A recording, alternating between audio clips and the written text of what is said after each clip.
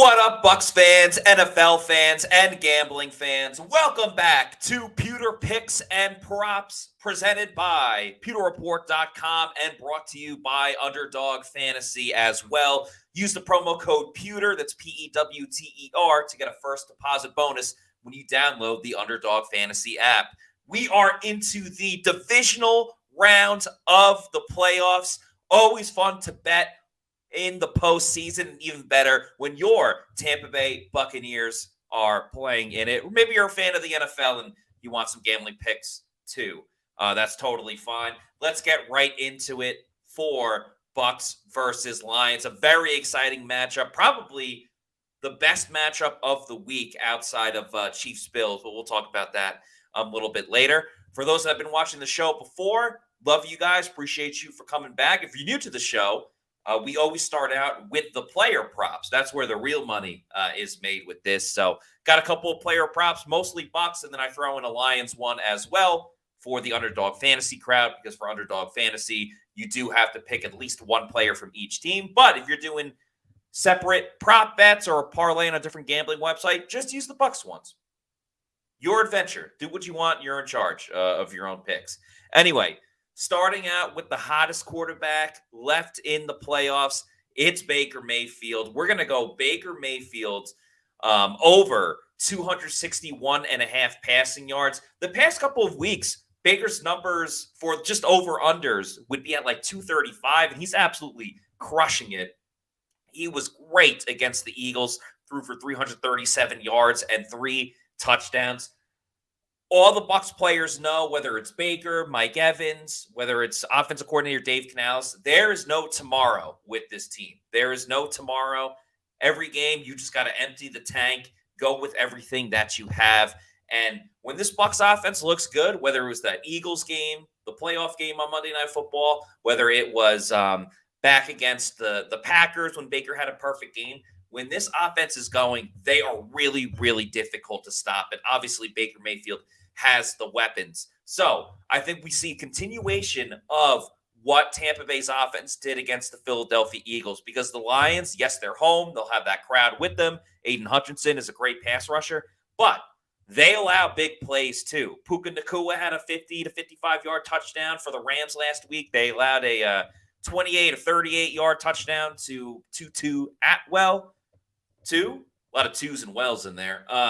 So this defense can allow a lot of the big plays. What does that lead to? Chunk yards. And we saw last week, even if you try to take Mike Evans out of the game or Chris Godwin out of the game, David Moore, great with yards after the catch.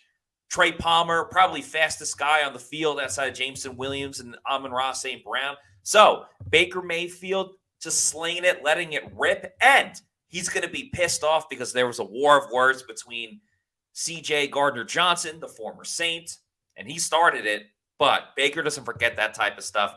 He's going to let it flow. He's feeling healthy, and that's the biggest thing out of all of this. Baker feels healthy, and when you got a healthy Baker slinging it, I like the over of 261.5 passing yards. Baker's been so much fun to watch lately.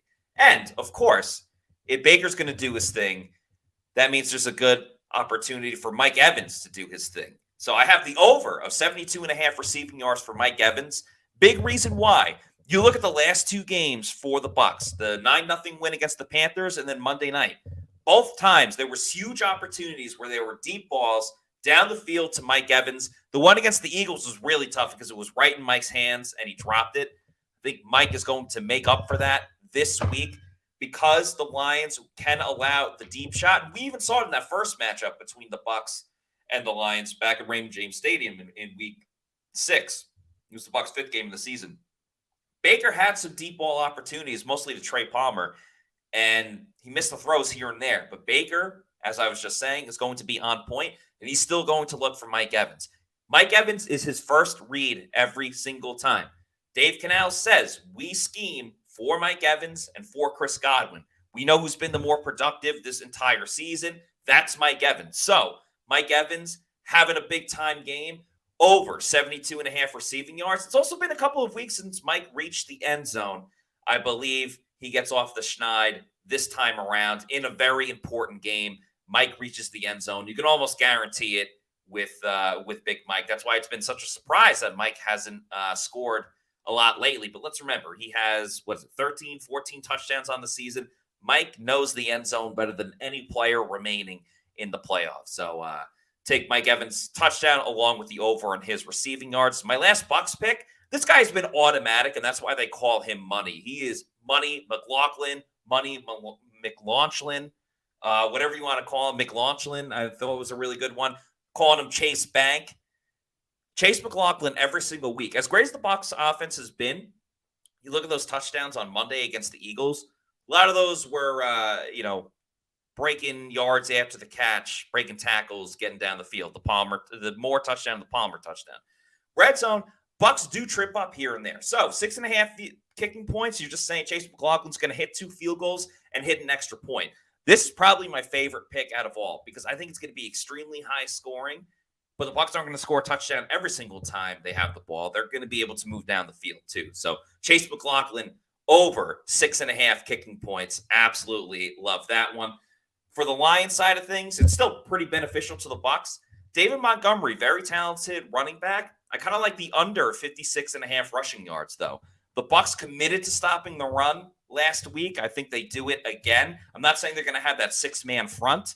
However, the Lions got a ton of weapons. The Bucs are going to bring a lot of blitzes. That's going to force the Lions to throw the ball even more. So Jared Goff slinging it to Laporta, Amon-Ra St. Brown. Montgomery can be effective, but I think because he shares rushing attempts with Jahmyr Gibbs, Montgomery can get around 54 rushing yards, but 56.5, given the Bucs' ability to stop the run, at least looking at last game, and the fact that you got Jahmyr Gibbs that gets a lot of rushing attempts as well.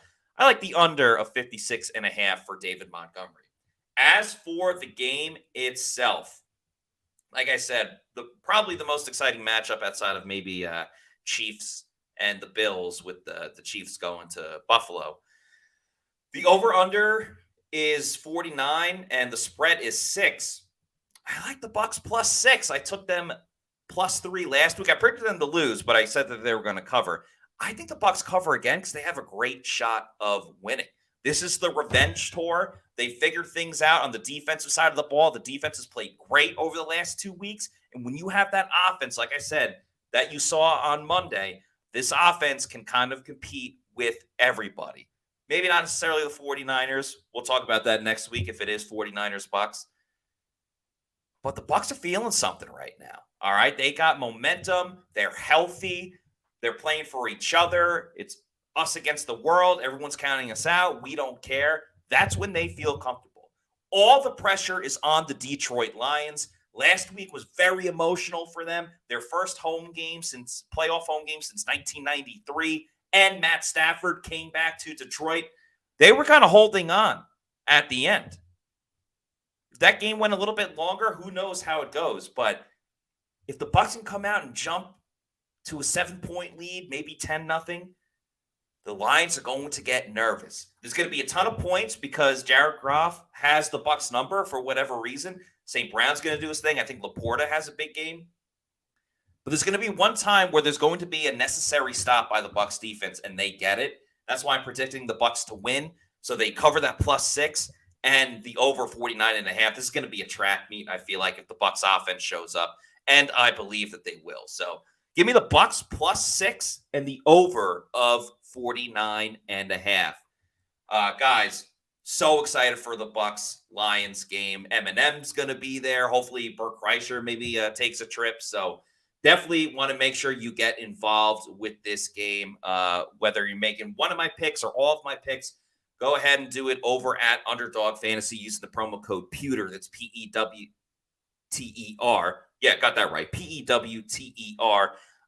Win up to 20 times your money if you make anywhere from 2 to 5 picks. Got to be one from at least 2 different teams. You could do anything like higher or lower on passing yards or receiving yards or defensive stats as well. So check out Underdog Fantasy. Use that promo code Pewter. All right, those are my main picks for the Bucs game. That's what a lot of you people come for, and I appreciate that. Also have a couple picks for the rest of the divisional round that is coming up. This first one, and this is my lock of the week, a little bit of a different bet. that I don't always put out publicly, but I do enjoy doing these. I'm going to take a teaser with the number one seeds in the AFC and the NFCs because the Ravens and Texans and the Niners and Packers, the Ravens and Niners are both 9.5 point favorites. So I'm going to tease that down a little bit because I'm not as sure about that number, that 9.5. I'm going to tease that down 6 points and make it Ravens and 49ers -3.5. So both has to cover for this teaser to hit. I like them way more at -3.5. I think, especially for the Ravens, got a good chance of kind of smoking the Texans in this one. So -3.5 in a teaser. Lock of the week. Make sure you take it. Got a good chance of hitting. I feel pretty good about that one. Ravens -9.5. Again, I think they're just so methodical more than anything else. Methodical, moving the ball down the field. They can have a quick strike, but they can take their time as well. The defense is great, so I see them jumping out to a big lead. I think CJ Stroud will get a lot of passing yards, but not necessarily tons of touchdowns. So you might see a garbage time touchdown. Ravens end up winning by 10, but I'll take the Ravens -9.5. Also, like the over in that game because, like I said, garbage time, garbage time, garbage time. Ravens get that lead, then they try to run out the clock, but CJ Stroud will have an opportunity to throw it here and there. So I'll take the over as well. I'm going to pick the Packers +9.5 against the 49ers. I do think San Fran wins and they go to the NFC Championship game. Maybe the Bucs will be playing them. But the Packers, sort of like the Bucs, are playing loose, playing free. Got a lot of young players that are just happy to be there and got nothing to lose, really. For the 49ers, yes, they are an absolute juggernaut. Brock Purdy hasn't been tested too much. I mean, last season, yes, they beat the Cowboys. The Cowboys offense didn't move the ball at all, but it was still kind of close. The 49ers offense didn't necessarily click until later in the game. And then Brock Purdy got hurt in that NFC Championship game against the Eagles. So how much has Brock Purdy truly been tested in the playoffs, in this type of atmosphere? Jordan Love went into Dallas and scored a ton of points on the Cowboys in Dallas. Will he have that same success against the 49ers? Probably not as much, but they can keep it within 10, maybe make it a one-possession game late, and the 49ers get a couple first downs and kill the clock. But don't rule out the Packers just yet. I think that could be a really fun one. My last pick of the week, Chiefs versus Bills.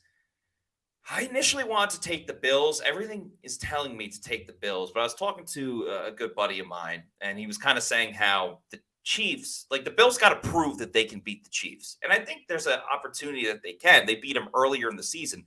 But there was a big thing in that game. That's why I'm taking Chiefs +2.5 against the Bills. Kansas City, they're all about their defense now. Yes, they have Patrick Mahomes, but they're all about their defense. Their defense is what has gotten them to this point. That last game against the Bills, which they barely lost, I was reading up and was listening and heard that they were missing their starting two inside linebackers. I think I heard Nick Wright on Fox Sports say it. Now, those linebackers are playing. That defense is going to be even better this time around against Josh Allen and the Bills, who they were still able to limit pretty well in Kansas City. The Chiefs' offense has to show up. I don't necessarily know if they will, but if you get a tight defensive battle, Bills got to prove that they can overcome the Chiefs because they haven't yet in the postseason. This is the first playoff game for Patrick Mahomes. I think that's a little bit of a chip on his own shoulder. And you give a, multiple-time MVP, two-time Super Bowl champ, more reason to ball out. That's a little bit of a scary proposition. So I'm going to take the Chiefs +2.5. One last time for all my picks, going back to the player props. Baker Mayfield over on the passing yards. Mike Evans over on the receiving yards. Mike Evans touchdown as well. Chase McLaughlin over 6.5 kicking points. David Montgomery under 56.5 rushing yards. I got Bucs +6 and the over 49.5 in that game. Got a teaser of 6 points. So Ravens and 49ers -3.5. That's my lock of the week. Ravens -9.5. Over in Texans, Ravens 43.5. Packers 9.5, and the Chiefs +2.5. Guys, really appreciate you for following my picks all season long. I'll be tweeting out these picks later as well. In the meantime, please follow us on all of our social media at Pewter Report on X, Facebook, Instagram, and Threads, and our YouTube channel where we put out a ton of content is Pewter Report TV. We just got over 13,000 subscribers on our YouTube channel. Cannot thank you guys enough for that. Would love for you to keep it rolling. Please leave a comment on this video as well. Maybe some picks you like, maybe some different picks you have, maybe player props in some of the other games that we talk about. That's totally fine too. If you want to follow me on my social media, it's at Matty4_Matera. That's my Twitter, my X, whatever you want to call it. My Instagram, almost the same. Just take out the number 4 and it's at Matty_Matera. All right. Those are my picks. Those are my player props. Go out there, send them in, get them in before all the games start. Appreciate you guys. Love you all. And let's win some more money. Peace out.